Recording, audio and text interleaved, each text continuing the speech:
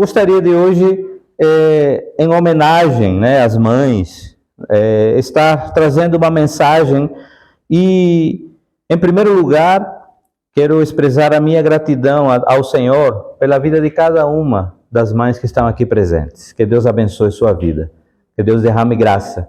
Quero também agradecer a Deus pela vida da minha mãe. Minha mãe não está aqui perto, está longe, em outro país, distante, mas eu posso ver que ela realmente foi um instrumento de Deus para a minha vida. E se eu estou aqui, primeiramente Deus, mas também ela foi um instrumento, né? E vamos ver isso na mensagem. E também a minha esposa, né, que não está aqui, também deve estar com as crianças, mas agradecer a Deus pela sua vida e por cada uma de vocês que está aqui. Minha sogra também, que não está aqui. Fica essa palavra de gratidão para todas vocês, mães, que realmente entenderam o chamado e o propósito, né? E também quero ressaltar a importância de vocês, não apenas na vida das suas famílias, mas na vida desta igreja também. Que Deus abençoe sua vida, né? E vamos ver à luz da palavra 2 exemplos de mães com as quais precisamos aprender para exercer esse ministério, né? Para vocês poderem exercer esse ministério de maneira digna, de maneira realmente santa, como é a vocação que Deus quer para nós. E eu quero convidar você a abrir sua Bíblia no primeiro livro de Samuel, capítulo 1, né? Capítulo 1, 1 Samuel, capítulo 1, vamos ler versos 26 a 28. E eu creio que a maioria, pelo menos, dos que estamos aqui presentes, já conhecemos um pouco dessa história, a história de Ana, né? E ela disse assim: "Ah, meu Senhor, viva a tua alma, meu Senhor, eu sou aquela mulher que aqui esteve contigo para orar ao Senhor." Ele estava aqui falando com quem? Com o sacerdote Eli, nesse momento. "Por este menino orava eu, e o Senhor atendeu a minha petição que eu lhe tinha feito. Por isso também ao Senhor eu o entreguei por todos os dias que viver, pois ao Senhor foi pedido e adorou ali ao Senhor." Veja bem que história tremenda. Se você não conhece muito bem, eu rapidamente vou dar uma pincelada. Ana era uma mulher estéril. E naquele tempo, era permitido ter, né? O homem tinha uma mulher e algumas concubinas.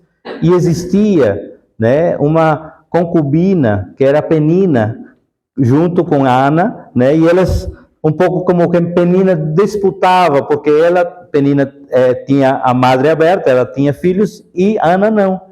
Ana, então, ela ora ao Senhor e disse: "Senhor, eu quero ser mãe, mas o meu desejo de ser mãe não é apenas por ser mãe, por competição, não. É para a glória do teu nome. É para que teu propósito seja feito na vida do meu filho." E assim acontece, então. E esse momento é quando ela está entregando o filho dela que nasceu para o profeta, para o sacerdote Eli, para tomar conta. Então é nesse contexto que acontece essa história. E Ana, mesmo sendo estéril, ela orava pelo seu filho e ela fez um compromisso com Deus. E aqui nós vamos ver algumas lições em 2 histórias que vamos ver. Uma no Antigo Testamento e uma outra no Novo Testamento, mas vamos aqui primeiro para essa história de Ana no Antigo Testamento. A primeira lição que podemos extrair aqui, amados, é que realmente, antes de conceber o filho no ventre, ela o concebeu no coração. Ana o concebeu no coração. Essa é a primeira lição que eu gostaria de partilhar nesta manhã. Muitas vezes, Deus, Ele dá e entrega projetos para nós, principalmente agora falando para as mães, né? O projeto de ser mãe é um projeto lindo e excelente. E antes, nós precisamos entender que esse papel você precisa conceber no coração. O seu filho, ele precisa estar concebido no coração, para depois concebê-lo no ventre. Ana o fez assim, e eu entendo que toda mulher tem um sonho de ser mãe, né? Ou pelo menos a maioria, né?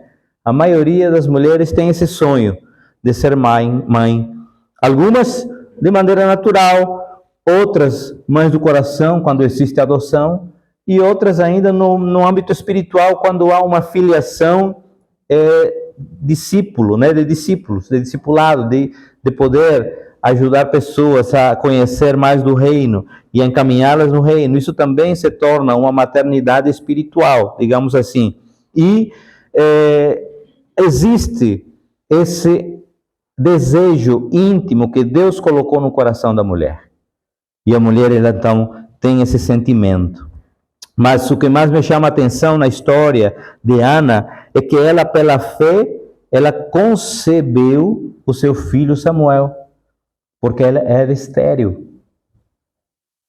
Estéril para o nosso nível natural, não há mais solução. Não tem mais solução. Aquele problema impossível para você e eu resolvermos. Mas no âmbito sobrenatural, Deus pode fazer coisas tremendas que a gente não imagina. Ana então entendia que ela servia um Deus sobrenatural, um Deus tremendo, e ela ora ao Senhor e ela disse: Senhor, olha, me dá essa graça, porque esse filho que eu tenho não é para minha glória, não é para que eu fique realizada, não, é para que ele cumpra o propósito do Senhor aqui nessa terra. Amém? Então essa primeira lição é justamente isso. Você e eu, né, ou principalmente as mães, mas todos nós precisamos, antes de realizar ou conceber alguma realização de sonhos, precisamos conceber não no âmbito físico, mas primeiro no âmbito espiritual, no coração. A segunda lição que nós podemos resgatar aqui é que a Ana consagrou seu filho mesmo antes dele nascer. Mesmo antes dele ser concebido, ser gerado. Ela já consagrou seu filho. E é interessante, por isso, ela diz assim: por isso também ao Senhor eu entreguei por todos os dias que viver. Isso chama-se consagração. O que diz Provérbios capítulo 16, verso 3? Provérbios capítulo 16, verso 3. Consagre ao Senhor todos os seus planos. Consagre ao Senhor. Consagre ao Senhor a sua família. Em outras versões, confia ao Senhor as tuas obras e teus pensamentos serão estabelecidos. Você e eu precisamos consagrar ao Senhor nossas vidas, nossos filhos, nossas famílias, os projetos que Deus tem dado, aquilo que Deus tem colocado nas suas mãos. Você precisa consagrar ao Senhor.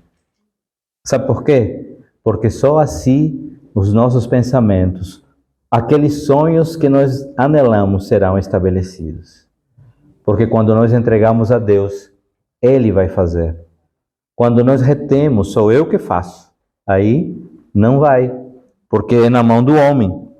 É necessário que vocês, mães, consagrem os seus filhos ao Senhor. A consagração ao Senhor, ela precisa ser constante.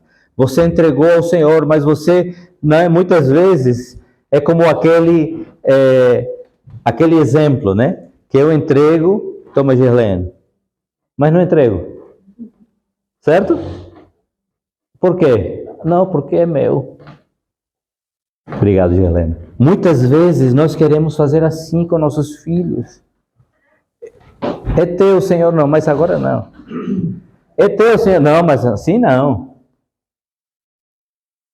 Você precisa entregar ao Senhor. Eu me lembro que foi duro quando eu olhava a minha mãe, quando o meu irmão, nós somos 2 irmãos, ele saiu de casa foi para o Brasil para estudar, e aquele lugar da mesa que nós costumávamos fazer as refeições estava vazio, e quando minha mãe olhava, começava a chorar. E eu começava a olhar para minha mãe, dizer: olha, o que será que está passando, né, na cabeça dela? E aí depois, com mais algum tempo, eu saí e ficaram só os 2. Então, essa é um pouco da dinâmica de família. A gente não vai segurar os filhos para sempre. Célia já começa a chorar quando diz: eita, João daqui a pouco está casando vai embora. Eu digo, minha filha, é assim é a vida. É o curso da vida. Ninguém pode segurar ninguém. Nós precisamos entregar, consagrar ao Senhor e eles, né, vão ser direcionados por Deus. A palavra diz que nossos filhos são como flechas nas mãos de quem? Do arqueiro. Quem é o arqueiro? É você ou Deus? É Deus. Se você consagrou ao Senhor, é Deus. Mas se você não consagrou, é você. Então, aí você vai atirar o seu filho, né, no bom sentido, a flecha onde você quiser. Mas se Deus for o arqueiro, Ele vai fazer. E eu louvo a Deus porque eu sei que aqui tem mães que vocês estão consagrando os seus filhos ao Senhor. Ana não pede um filho para realizar os seus próprios sonhos de ser mãe, mas para realizar o projeto de Deus. Olha o panorama que estava vivenciando a nação de Israel naquele tempo. Era um panorama de decadência. O sacerdócio estava corrompido. Se você vai olhar para a história, os filhos de Eli, eles faziam o que queriam. Eli não tinha mais moral com os filhos. Ele não tinha mais moral para ser sacerdote. E o que é que acontece? Em meio a todo esse panorama, Deus levanta uma família, um menino, para que ele pudesse tomar a tocha, anos depois, de um sacerdócio, agora sim, sem corrupção, mas dentro da vontade de Deus. É ali, nesse panorama, que Samuel é gerado. Hoje eu fico abismado porque muitas pessoas ficam se questionando, não vou ser pai, olha, o mundo está terrível, não vou ter filhos porque o mundo está horrível. É nesse panorama que você precisa entender que os seus filhos, eles serão luz em meio às trevas. É nesse panorama que nós precisamos entender. Eu me lembro como se fosse hoje, quando nós soubemos que Jonathan estava no ventre de Célia, que tinha sido gerado. Naquele dia, eu fiquei tão emocionado, apesar de que nossos projetos eram para mais à frente, né? Imagine aí, nós casamos em novembro, em janeiro, mais ou menos, Jonathan foi concebido. Em março a gente descobriu, ele estava com 1 mês e quase 2 meses. E nossos planos eram que, daqui a 1 ano e meio, 2 anos, né? Vamos curtir, né, o casamento. Mas eu fiquei assim, né, tão emocionado quando eu vi, e na ultrassom, quando você vê, né, parece um feijãozinho, né? Eu disse, esse feijãozinho. Aí eu comecei a consagrar, Senhor, esse, seja homem ou mulher, menino ou menina, será um instrumento nas tuas mãos para a glória do teu nome na sua geração.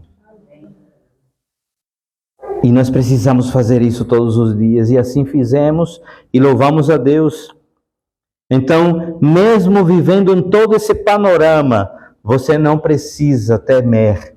Por quê? Porque você, mesmo sabendo que é um tempo difícil, que Eli enfrentava uma crise espiritual, Ana entregou seu filho e confiou na soberania de Deus.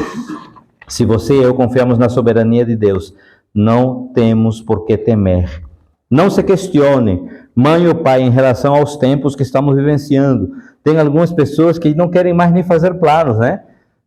Jonathan estava me contando de um colega que disse assim, não quero fazer mais planos porque Jesus está voltando. Eu digo, essa história é antiga, né? No tempo dos apóstolos, também tinha esse tipo de pessoa. Mas Jesus está voltando, não vou fazer nada. Olhe, o problema não é você planejar ou sonhar. A questão é que você e eu precisamos planejar e sonhar e colocar os nossos sonhos e os nossos planos diante do crivo da palavra e da vontade de Deus. Aí sim, nós precisamos fazer.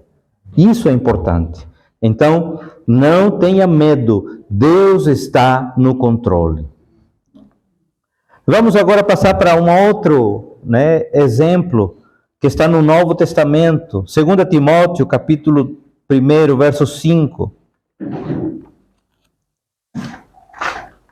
Essa história é conhecida. Agora é um discípulo já. Timóteo é um discípulo de Paulo, do apóstolo Paulo. E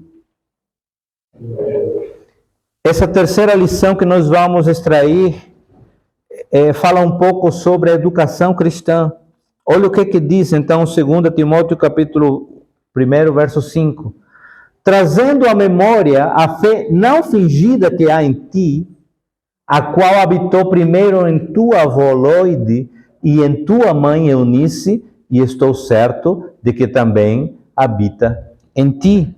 Veja bem, então essa terceira lição, ela me traz à memória que, olha, a educação cristã, ela começa em casa, ela começa no lar, ela começa no núcleo familiar.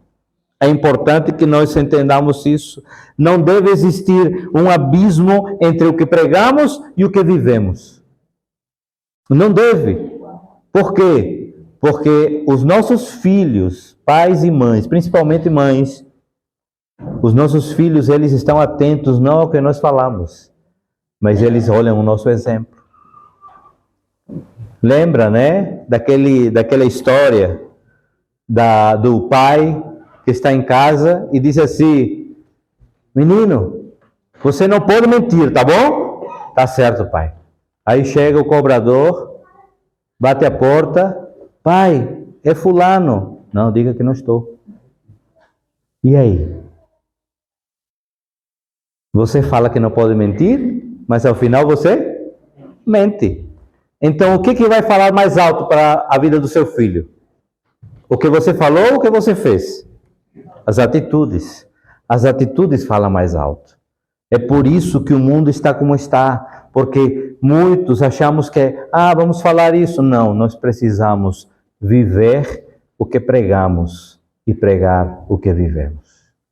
É importante. Então, a educação cristã, ela começa no lar. Timóteo, então, ele é filho de Eunice, neto de Loide, e em casa ele aprendeu tudo necessário para se tornar um cristão, um discípulo de Cristo. Vem de uma linhagem, né? Vem da avó, a mãe e ele. Terceira geração. E aí ele agora está vivendo o testemunho dessa família. Ele passou de geração a geração. Timóteo, então, é a terceira geração que tem Cristo no seu coração e ele tem Deus como vivo e presente na sua vida. Não existe ensino cristão apenas verbal. É necessário viver. É preciso viver. Se a gente não viver, então nós estamos nos enganando a nós mesmos. Se a gente não vivenciar aquilo que a gente tem aqui na palavra, a gente se engana. E no dia em que nós estivermos diante da presença do Senhor, aí a gente vai penar. Por quê? Porque Ele vai dizer: não, você pregava, você cantava, você pulava, sacudia, gritava, mas não te conheço. Quem é você? Quem é você? É isso que nós precisamos estar atentos. Não é quanto eu falo, quanto eu prego, quanto eu canto, quanto eu grito, não. É como está a minha vida. E a minha vida precisa ser transparente diante de Deus e aqui na terra, e precisa ser um exemplo para as futuras gerações. Eu louvo a Deus porque eu tive esse exemplo do meu pai, que eu posso transmitir esse exemplo para Jonathan. E eu, em nome de Jesus, eu quero ver que a geração de Jonathan possa dizer: assim como o meu avô serviu e meu pai serviu, eu quero servir a Deus. Amém. Essa é a maior riqueza, amados. Não existe maior riqueza e herança do que receber a tão grande salvação. Se existe um tesouro incalculável nessa terra, chama-se a tão grande salvação que Jesus Cristo já nos concedeu através da cruz do Calvário. Não há outro, não há outro.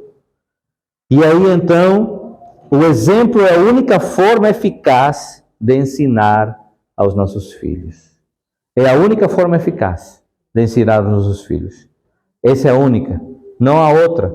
Por mais que você fale, diga, não. Aquilo que você vive, você vai ver que seus filhos vão imitar. 2 Timóteo capítulo 3, vamos pular mais uma folha e vamos no capítulo 3, nos versos 14 a 17. Veja o que diz. Paulo está falando agora para Timóteo e diz assim: tu, porém, permanece naquilo que aprendeste e de que foste inteirado, sabendo de quem o tens aprendido. Está se referindo a quem? A avó e a mãe.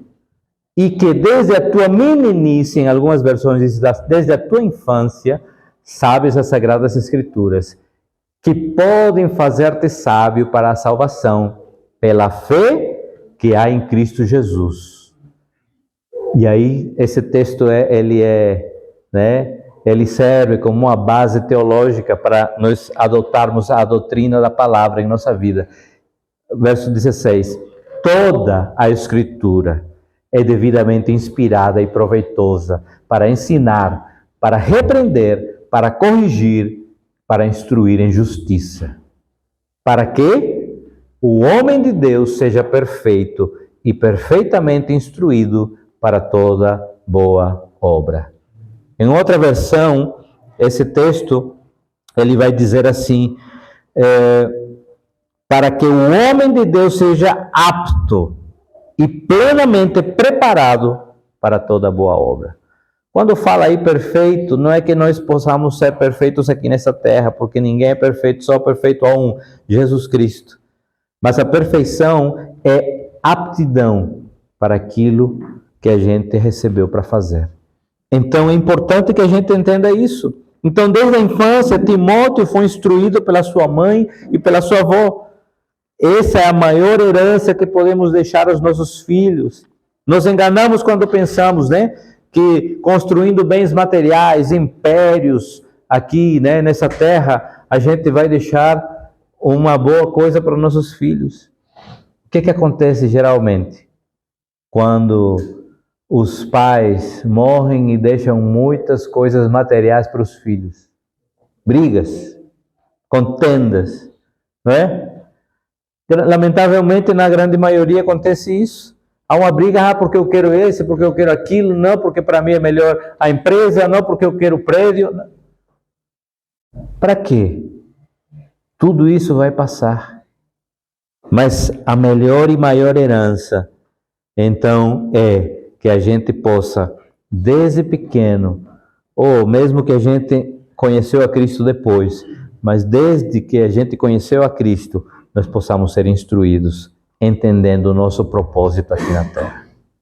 Essa é a maior herança, Estudar é bom, estudos são bons, mas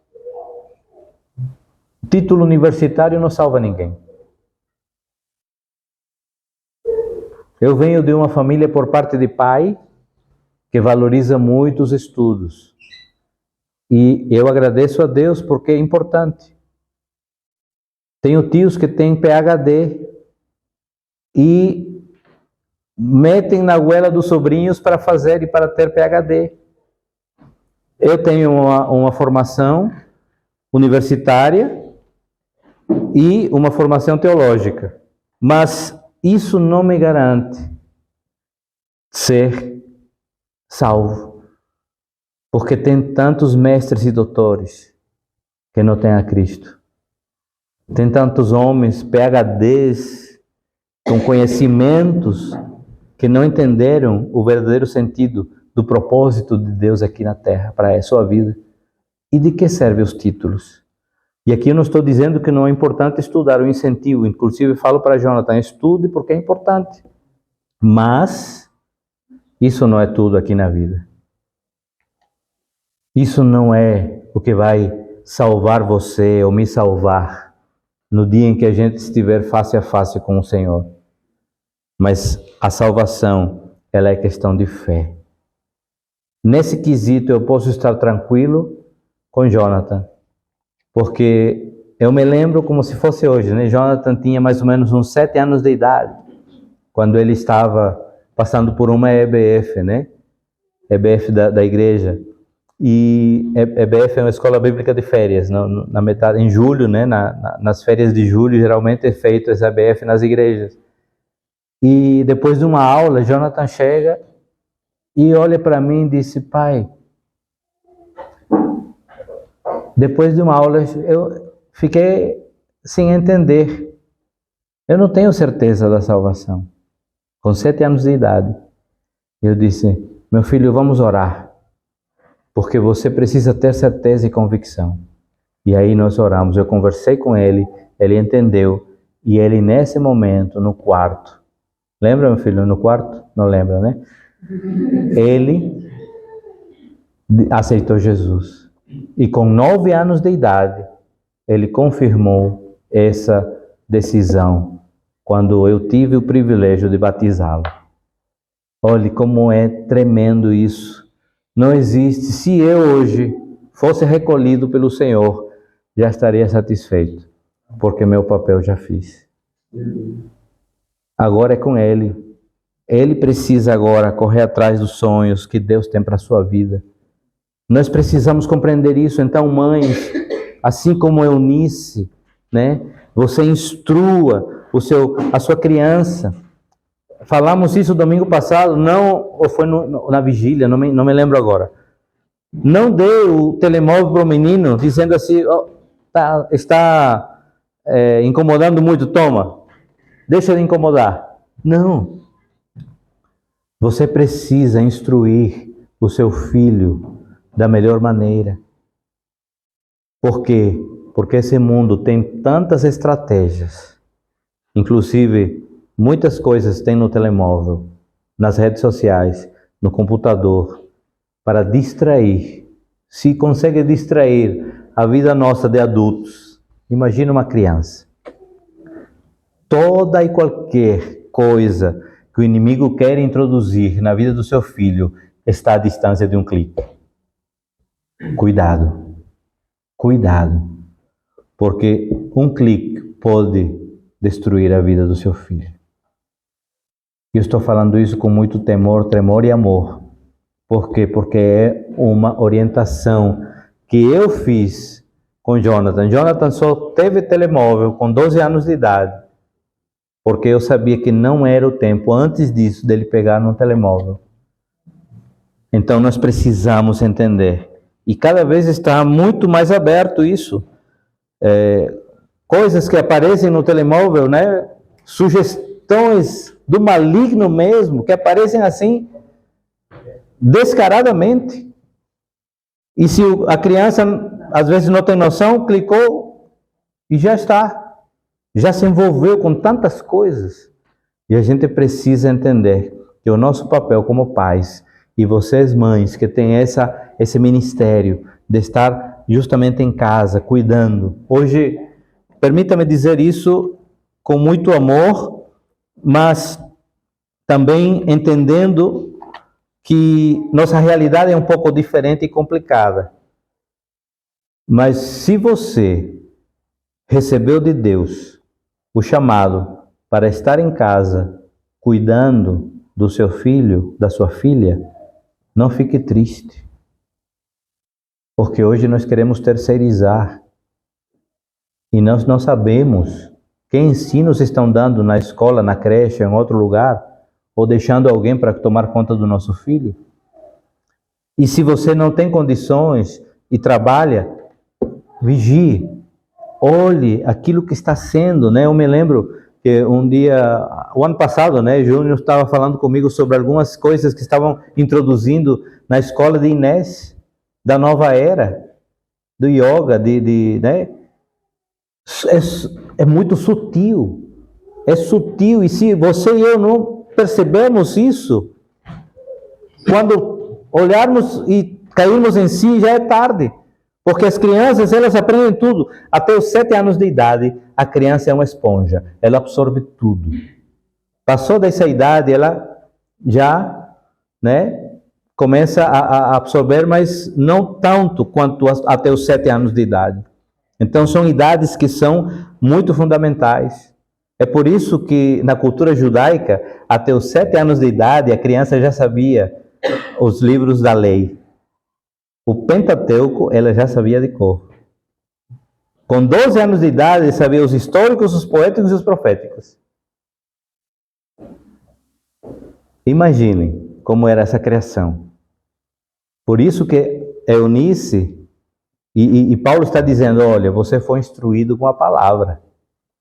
Porque ele sabia que Timóteo era da cultura judaica. Então, você e eu agora estamos nessa cultura. Nossa cultura não é judaica. Não estou dizendo agora porque aí nós vamos passar também para o lado, né? Ah, agora somos cristãos, então vamos imitar os judeus. Não, nós somos judeus.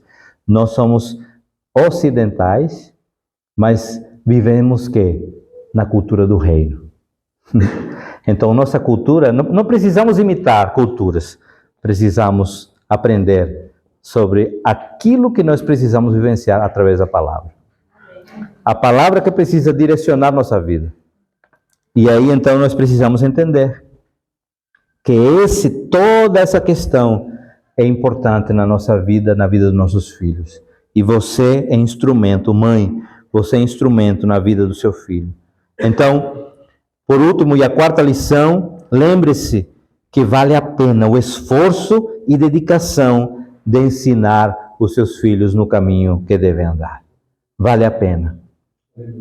Mesmo que você chegue cansada em casa e que você precise estar com seu filho, olhe, vale a pena, vale a pena. Eu sei que nem todos temos essa realidade, principalmente aqui na Europa, onde nós corremos tanto, porque é necessário trabalhar, porque o salário não é tão alto e os dois precisam trabalhar, é natural, mas não deixemos que tudo isso nos envolva a tal ponto de esquecer que tem uma geração que está dependendo de nós para que essa tocha não se apague e nós possamos dar para a outra geração, a seguinte geração. E eu quero louvar a Deus então por cada mãe, né? Por cada guerreira que está aqui. Eu sei que existem aqui mulheres que já têm os seus filhos já todos criados. E outras que estão começando. Outras que já têm alguns criados e estão criando outros. E assim está a dinâmica da vida. Mas que em tudo, você, mãe, mulher de Deus, possa colocar diante de Deus. Assim como a Ana. Primeiro, entenda, gere no seu coração a maternidade. Para que você possa gerar essa maternidade no reino físico e espiritual. Depois, entenda que você, mãe, precisa consagrar ao Senhor os seus filhos. Consagrar não é entregar e esquecer, não. Consagrar é entregar a Deus, fazer a sua parte e entender o tempo certo, no momento em que Ele vai tomar o seu filho, a sua filha, para fazer a obra dele no mundo. Depois, assim como Eunice, você precisa dar a educação cristã em casa. A casa, sua família, é o lugar seguro para que seus filhos possam aprender a palavra de Deus. E, por último, entender que a instrução é a maior herança que você pode deixar aos seus filhos. Não há outra. O temor ao Senhor, a palavra, ela é a maior herança. Não existe outra. Céus e terra passarão, mas a minha palavra não passará, disse o Senhor. Então essa é a maior herança que nós podemos ter. Feche seus olhos, abaixe sua cabeça.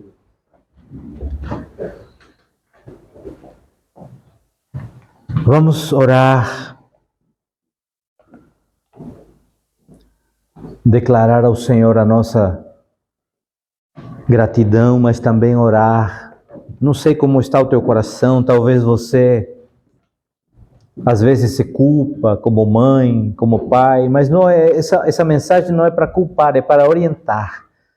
É para que você possa, né, concretizar aquilo que Deus tem para a sua vida.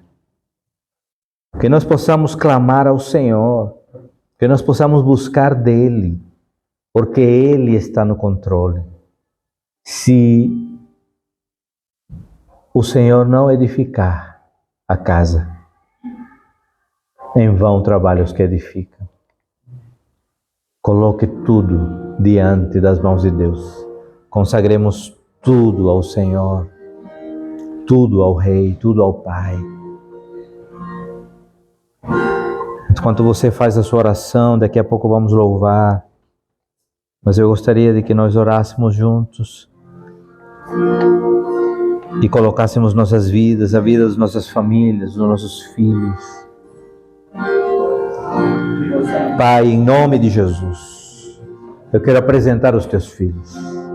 Quero declarar, Pai, cada família que está aqui reunida. Tu conheces, Senhor, cada vida. Tu conheces cada realidade. Tu sabes, Pai amado, as dificuldades que teus filhos têm enfrentado. Pai, mas em nome de Jesus eu quero agora declarar que a mente dos teus filhos, ela está sendo livre de qualquer acusação, de tudo aquilo que vem para interferir na tua soberana vontade sobre a vida destas famílias. Pai, em nome de Jesus, eu apresento cada vida aqui. E principalmente hoje, apresento cada mãe que está aqui. Te agradeço pelas suas vidas. E Pai, em nome de Jesus, quero apresentar, Pai amado, sobre a vida de cada mãe aqui. E declarar graça, o teu cuidado, o teu favor. Pai, que o Senhor derrame uma porção dobrada do teu Espírito, uma unção do alto, para que elas possam concretizar a tua vontade. Pai, em nome de Jesus, abençoa cada vida aqui, Senhor, cada filho, filha, que o Senhor derrame graça sobre essas vidas, que o Senhor surpreenda, Pai, porque nós queremos declarar que haverá gerações abençoadas, que as gerações futuras serão gerações que farão, Senhor, menção do nome do Senhor. Que assim como antigamente era dito o Deus de Abraão, de Isaac e de Jacó, vão dizer o Deus de Ricardo, o Deus de Humberto, o Deus dos descendentes. É assim, Senhor, que Tu queres. Oh, Pai, nós Te louvamos, Te agradecemos e declaramos a Tua graça sobre cada mãe, em nome de Jesus. Aleluia. Aleluia.